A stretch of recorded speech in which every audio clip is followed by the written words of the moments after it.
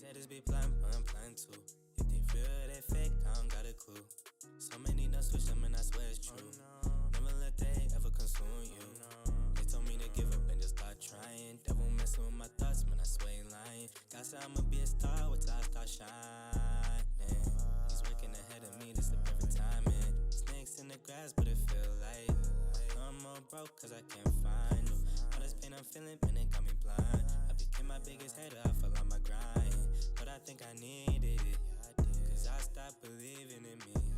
But as soon as you do that, lose yourself like who that? Hi, everyone. Welcome to the first ever Our Africa Confab. My name is Dunsi Stroshine, and I'm the founder of Our Africa.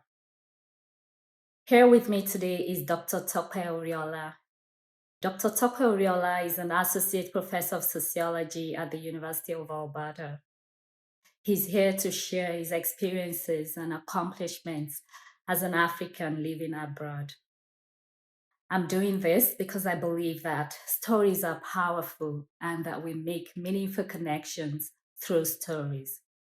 Our Africa was birthed with intention to tell the African story, especially stories of Africans living abroad. So thanks for joining me, Tope.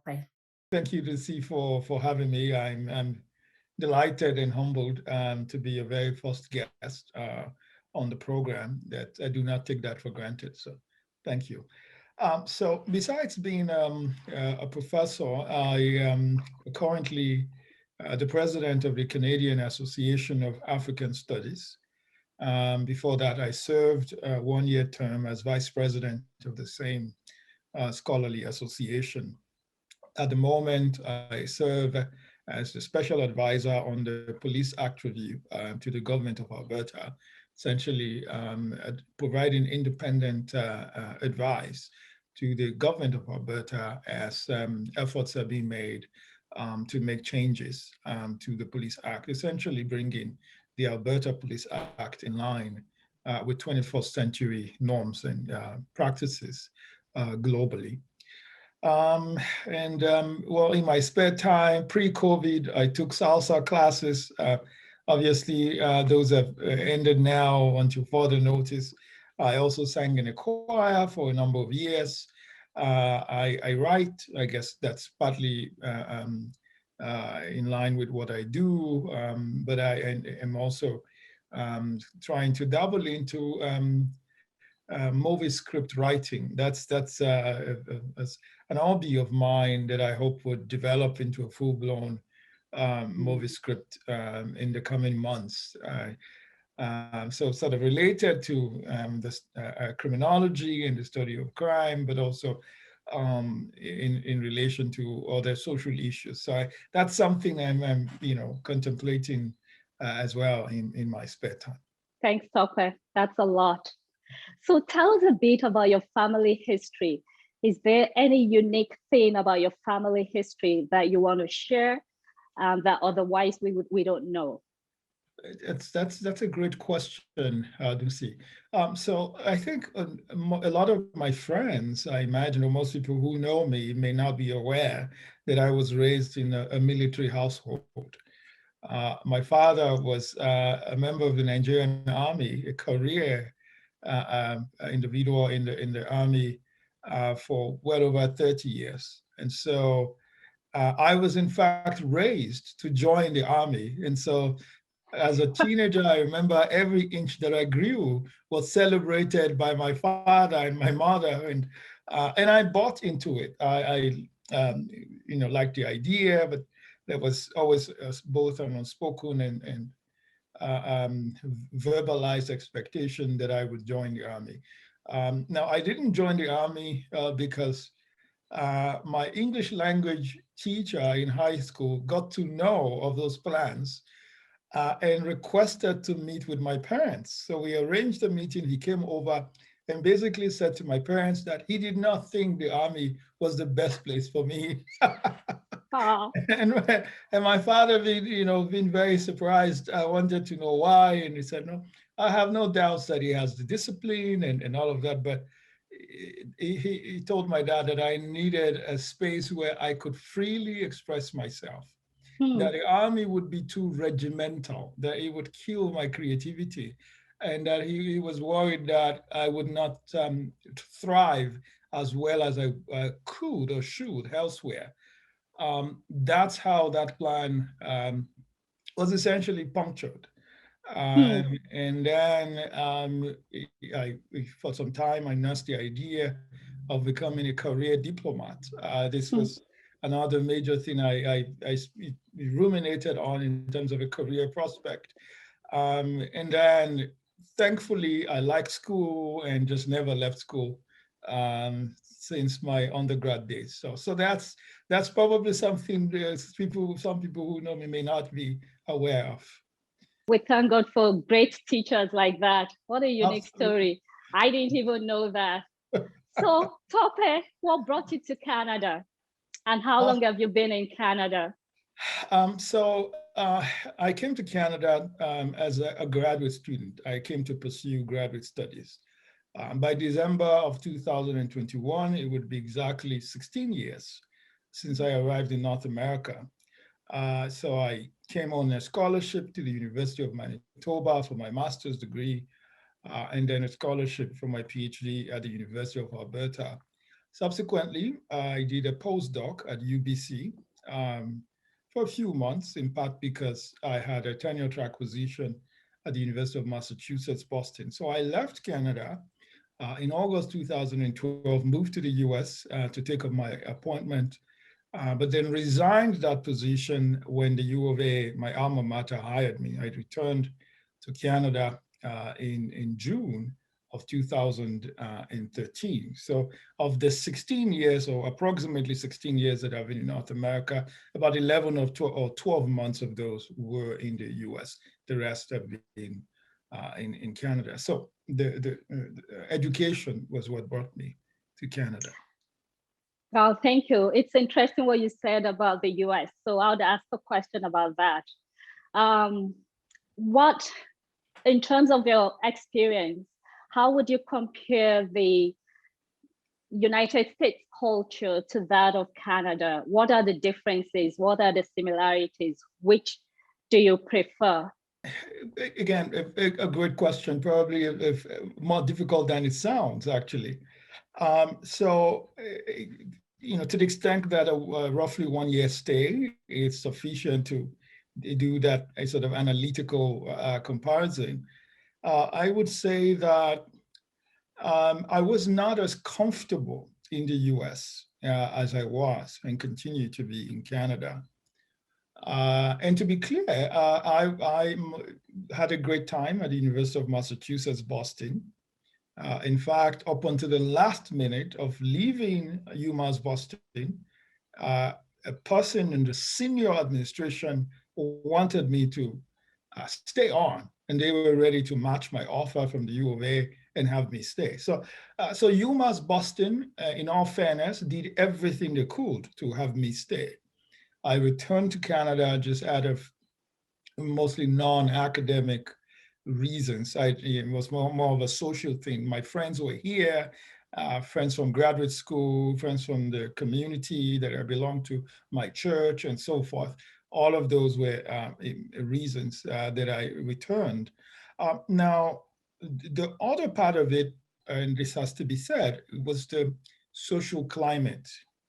My observation, and I could be wrong, but my observation was that there seemed to be a level of discourse and social rapport in the United States that interpellated Black people in a way that I had quite never seen up until that moment.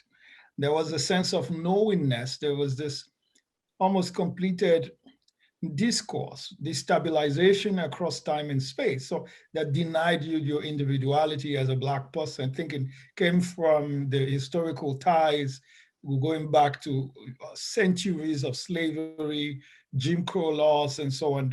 Those were obvious. And keep in mind, by the time I arrived in the US, I had a PhD, I had a tenure track position, but you could not escape it. You could see it.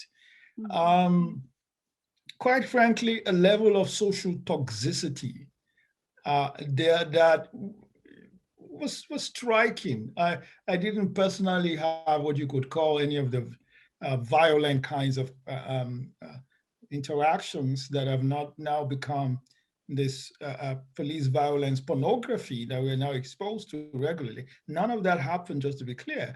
I was sheltered in a way, I was cocooned. I, took the train initially from my neighborhood to the UMass Boston campus. And when my car was brought in from Canada, I drove just 20, 15, 20 minutes to campus and all of that. But it was inescapable. You could Mhm. tell, you could feel it.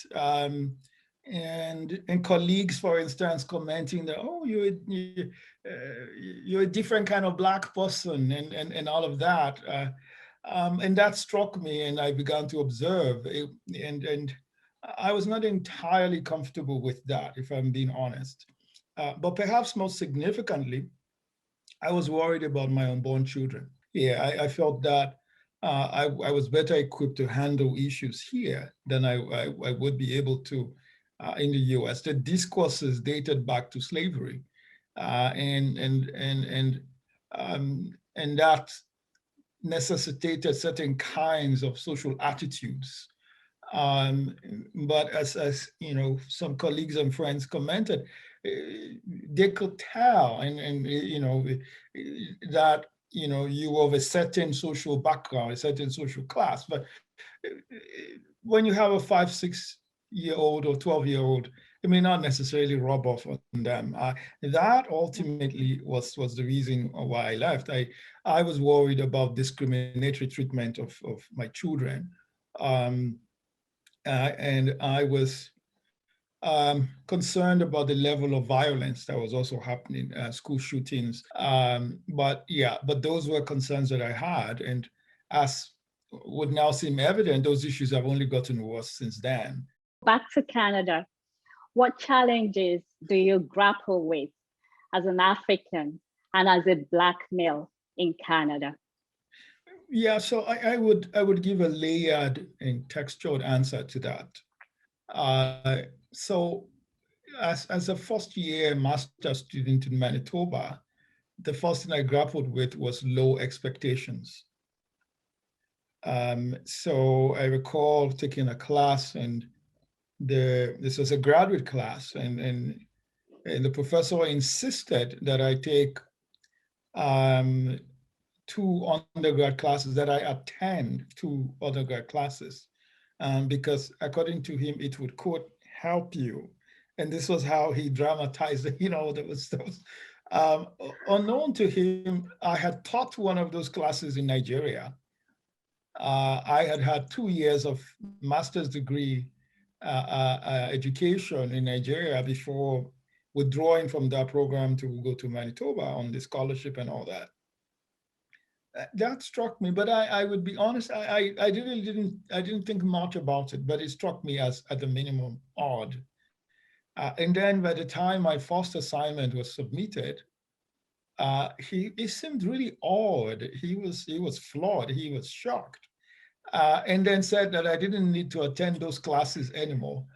And that, by the way, he was not giving me back that paper. He wanted to keep it. He never returned that paper. He loved it so much that he kept it. Um, so I think it is somewhat unfortunate how people make this sweeping generalizations or determination about a person's worth, a person's IQ, a person's taste, a person's entire universe of conduct or of intelligence and so on. That struck me as weird. Um, but the news spread pretty fast, and so that by the end of the first semester, in fact, midway, it was very clear, and then I maybe became a mini celebrity in some ways. I had taken all my MA classes, maybe 4 or at most 5 classes at once. Apparently, that was a lot. I didn't know. I think it might have been 4 classes, and 4 or 5. I'm not sure now. And apparently, that was unusual, and that was I was able to do well. I was quite pleased and humbled by that.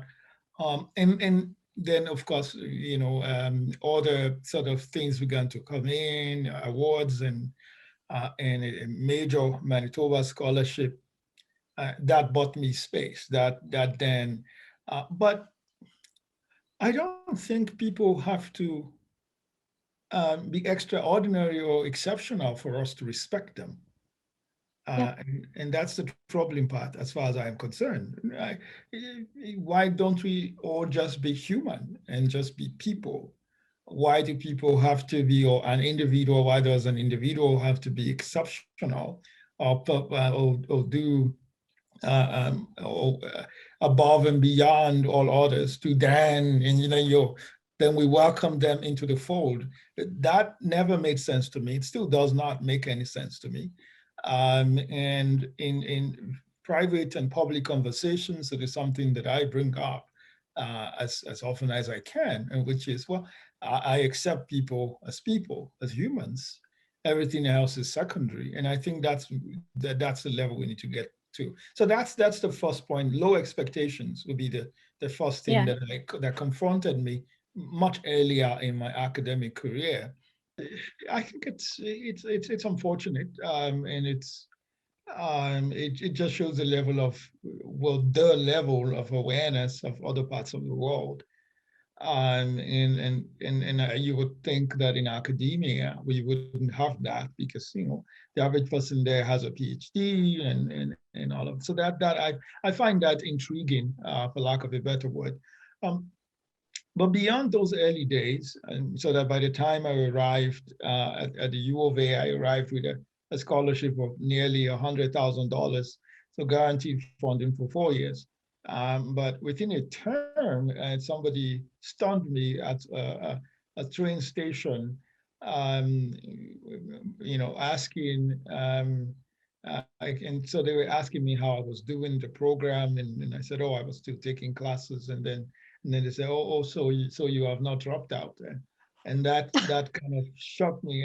I've given presentations to young African youth on that topic, and I would title it, "So You Have Not Dropped Out," just to Hmm. emphasize that. Hmm. So somebody came in with a $100,000 scholarship, and within the first semester, you're asking them if they've not dropped out. Um, well, the gentleman knows I did not drop out. We teach in the same faculty right now. Um, yeah, so there are things that, and for me, what that means, and by the way, if you're wondering how I responded, I said nothing. First of all, I was too shocked to even know what to say in that moment. And number two, keep in mind, this was at the time a full professor, a tenured professor, and I was a first year PhD student. And I was still taking classes. I could have set myself on the wrong course if I had verbalized anything rude or to him, or any sort of witty retort. Um, but sometimes it's good to allow results to speak.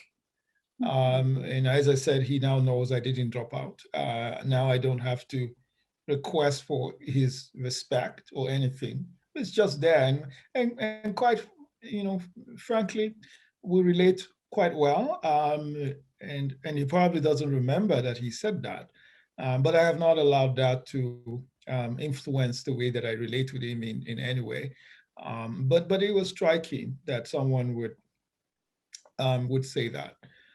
And which means that for young people who are watching, low expectations would be something you will battle.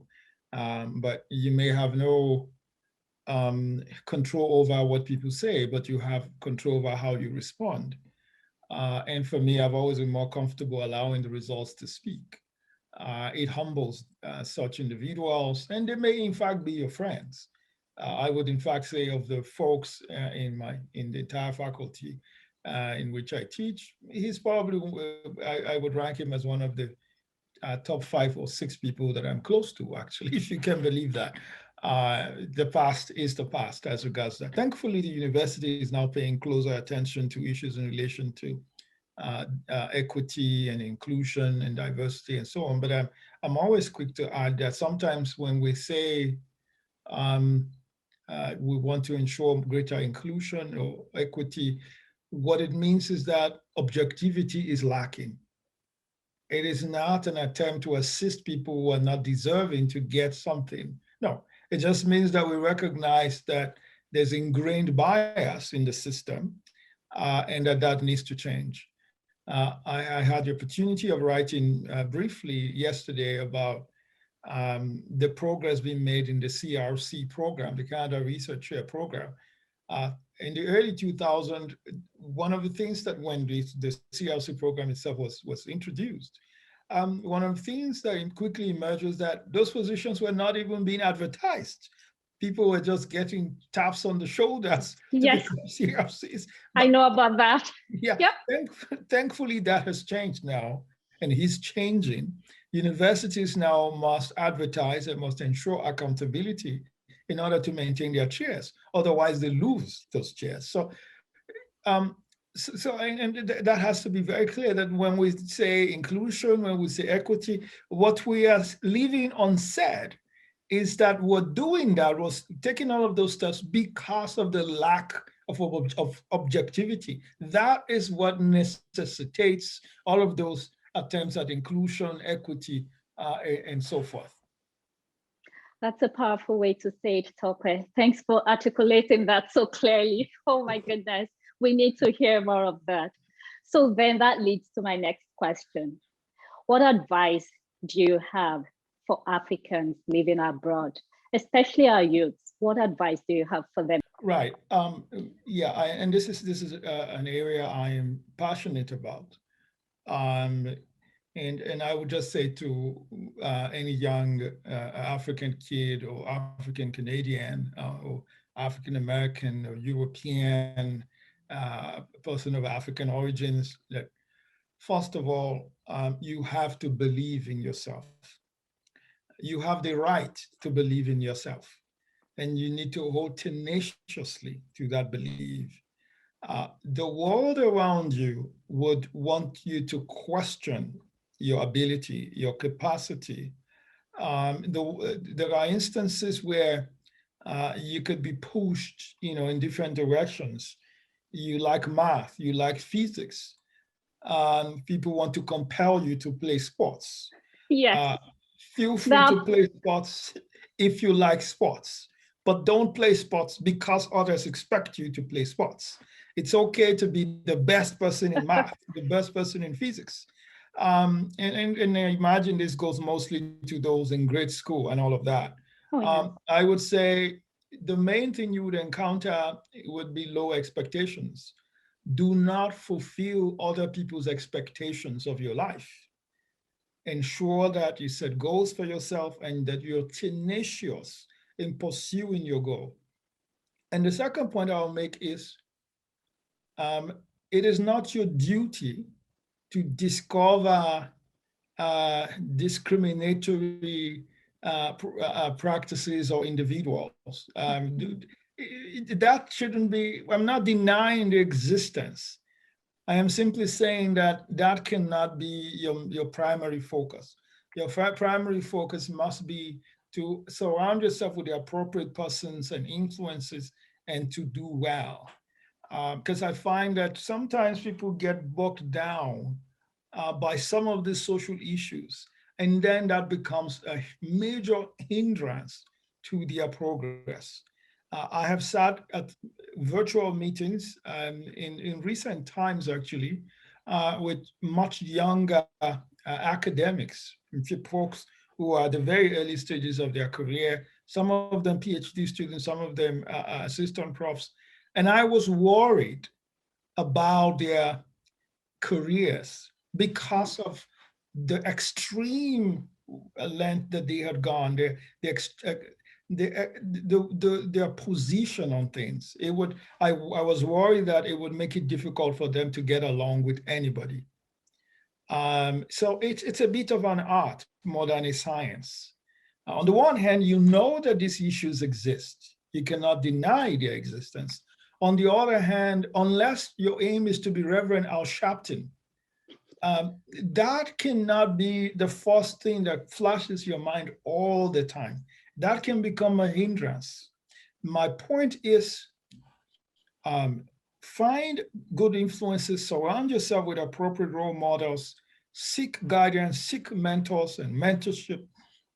You will encounter strange situations. You may not every now and then, in fact, be given what you believe you're entitled to, but never lose the sense of who you are. Uh, don't allow anyone to mar you, to make you unemployable or unmarketable, such that you can't get loans from banks or apply for positions anymore because especially in relation to what you post on social media, and how you engage with the outside world. That's not to say don't express your opinion, but what is said is as important rather as how it is said. So um, don't play into this discourse of this black extremist. Just be rational at all times, or to the extent that you can, and ensure that you are the one who defines yourself. That nothing, no situation, no particular encounter, no conduct of somebody else defines you. As I said much earlier, you may have no control over what people say or do, but you have control over how you respond. And ultimately, in my experience, and I'm in my early 40s now, um, those things come back, and those characters will come back, and they will see that they were wrong and will be humbled by how well you've done and how far you have gone. Those have been my own practices and my own approach. I recognize that I speak from a certain level of privilege. Again, by the time I arrived in Canada, I had at least 2 years of graduate level education. I know that for kids who are in grade 10, grade 9 over here, and that could be a different reality. I spoke with a woman recently, and she said by the age of 2 or 3, she had known what racism was, and that shocked me. I don't claim to have an answer to that. All I can say is that you need to believe in yourself. You need to, and for people who are people of faith, hang on to your faith. Never doubt what you can be and can become, and seek um, validation within your own sphere of influence amongst individuals who believe in you, not those who do not think any good thing can come out of you. I get that in grade school, people are highly impressionable and so on and so forth. But seek out mentors who want the best for you. For young people who are here in Edmonton, the University of Alberta, under the leadership of Bukola Salami, Faculty of Nursing, has a fantastic Black youth mentorship program. That is one thing to get connected with. You will be able to mingle with professors of African origins, and you can see that people like you are doing well. The expectation isn't necessarily that we all end up being professors. The idea is to recognize the significance of education and for you to be the best that you can be. Thanks, Tope. So that leads to my next question. Have you ever been at the back end of implicit bias or unconscious bias or simply outright racism? Oh, of course, yes. Yes, no doubt about it. And I'm thinking of an appropriate example to cite. Um, there's no diplomatic way to put it. There are certain bureaucratic practices that shock the conscience. I'm a member of the Black Faculty Collective, a group of approximately 20 Black tenured or tenure track professors at the U of A. One of the things we've been talking about concerns hiring, that out of 2,059 tenured or tenure track profs at the U of A, only roughly 20 of us are Black. In other words, less than 1%. That makes no sense. And how does that affect me? Well, it affects me because I'm often the only Black person or one of two Black persons. In fact, my department, the Department of Sociology, happens to have two Black persons. So between us, that colleague and I are a solid 20% of the Black professors at the U of A. Two people, So that's that it is an issue, and when you consider that we're talking academia, where the minimum entry qualification is a PhD, it does stun you. And there are a few other things that we're discussing privately with the university that I don't think would be appropriate for me to bring up publicly at this point in time. But in terms of like everyday practices and so forth, I think as I get older, that sort of changes. And I also present in a certain way. And just to give an example, pre-COVID, I was going through the Nexus lane at the airport, the whole, pre-checked, pre-checked passengers, trusted passengers program and all that. And one of the US immigration folks said to me, let me guess, you must either be a doctor or a professor. So I said, well, one of what you said is correct, but I don't think you would survive it if I operate on any part of your body. I'm a professor, not a medical doctor. So my point in mentioning that is to say that I present in a certain way that I'm not even aware of. I think that also offers, so it's a class thing. I get it up to that point, but it's different when, every now and then you go into a store, you're wearing a hoodie, then you're treated as, I've seen that too. And I'm like, what? I'm the same person. Why? I came here 2 days ago and it was like you were seeing a special guest of honor. So it's that fickleness. I get that, appearential ordering is how people make sense of a chaotic world to match who is in place or out of place.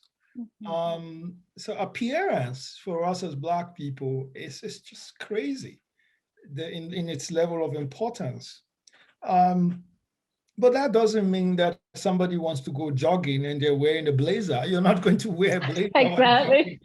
So that it's almost inescapable and you cannot pull off the skin. So my point would just be to be yourself and be aware of and be conscious of your environment. Okay, so then that leads to my last question, Tope. What do you do for self-care?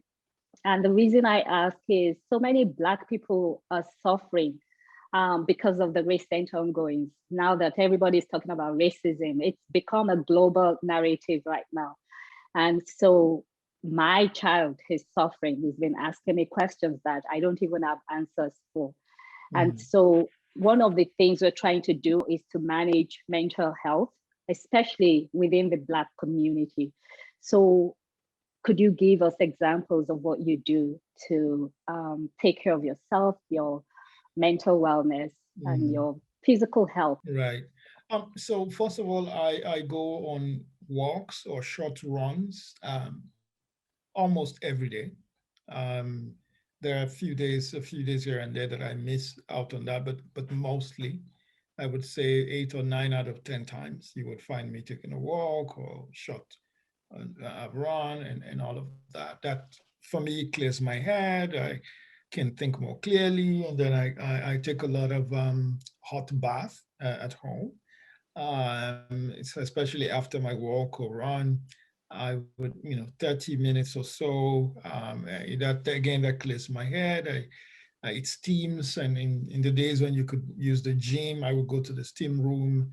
I would be in the hot tub. I would work out on the elliptical. So I think exercise is great. I'm careful what I watch and when I watch it.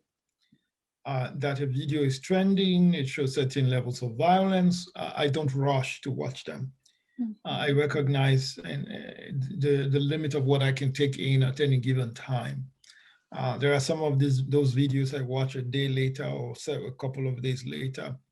There are some I don't watch at all because from what I've heard about it, I feel okay, I cannot, humanly speaking, take this in. It would be too much for me. So I would not even go there. I also I pray. Maybe not as often as I should, but I was raised a Christian in a Christian home and all that. So I pray as much as I can. Um, I put in my best effort into everything that I do. Um, when such things work out, I'm very thankful, I'm grateful, and I try to move on. And when they do not work out, and I've had several of those, um, I don't lose my sleep. And you know why? Because I gave it my best. If I've not given something my best and it doesn't work out, then that's been for, oh, I could have done this, should have done this. But because I strive to give it my best, even when it doesn't pan out, I do not lose sleep. I just say to myself, I did my best. And the knowledge that I did my best is enough comfort for me. And I move on to the next thing. Um, and yeah, and still on that, I try to establish healthy relationships with my friends, my siblings. My parents are both dead now, so that's part of my life. It no longer exists. Um, and of course, my partner of about a year now. I think those healthy relationships are important. I know that we're not allowed to visit or receive visitors now, but I phoned them. As a very senior friend and I, in fact, arranged a walk tomorrow at a park so that we can socially distance and so on. Those are things I try to do. Again, I'm going to, at the risk of elitism, I go for massages as often as I can. So if you have, insurance that covers that, I find that a lot of African people, even those who have some of these benefits, rarely make full use of them. We'll find out if what is covered and what is not, and make sure you use what is covered. And I don't stop going for massages until they say, "Oh, okay, it's depleted, it's finished." That's okay. Now I've finished using that. I try to go for massages at least once a month. It helps me relax. It clears my mind. My body feels great. So those are simple things that I do. But I think above all, um, good friends and friendships are critical for me. Never too. I try not to be too busy for my friends. When they text or call, I follow up instantly. When I miss their call, I call back. I sometimes, before COVID, I may even pay unscheduled visits. I would just call a few minutes ahead of time or invite people over and all of that. My birthday, which, as you might remember, Ducey, which you attended with James, it was intended to just bring my friends together. That was beyond just celebrating my birthday. It was, oh, I needed to have my friends around after what was a particularly difficult period for me. Those are ways I think that we don't tap into those friendship networks as much as we should, because life is very busy. We're all very busy people. But everyone needs to have a network of friends. There may be those that you don't even speak with until after several months. That's okay, but you must have a private group that you're in regular contact with, and others that can rely on you and you can rely on. And one of the ways we establish that small cocoon of friends is to first be there for them, and you'll be amazed at how people will be there for you. And as you get older, especially for our young people maybe watching, as you get older, you will have fewer friends but deeper friendships. That is what usually happens.